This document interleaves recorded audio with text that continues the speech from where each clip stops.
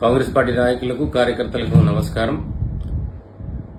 తెలంగాణ ముఖ్యమంత్రి శ్రీ రేవంత్ రెడ్డి గారు మరియు మహేష్ కుమార్ గౌడ్ గారు టీపీసీసీ అధ్యక్షులు గారి నాయకత్వంలో ఢిల్లీలో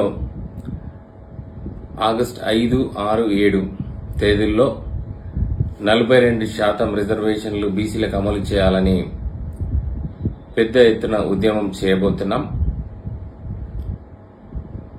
ప్రధానంగా ఆగస్టు 6వ తేదీన జంతర్ మంతర్ వద్ద జరిగే ధర్నా కార్యక్రమంలో పెద్ద ఎత్తున ఈ రాష్ట్రం నుంచి మన కార్యకర్తలను తరలించాలని, పెద్ద ఎత్తున విజయవంతం చేయాలని కార్యకర్తల కోసం ఆగస్టు 4వ తేదీన ప్రత్యేక రైలు ఏర్పాటు చేయడం జరిగింది.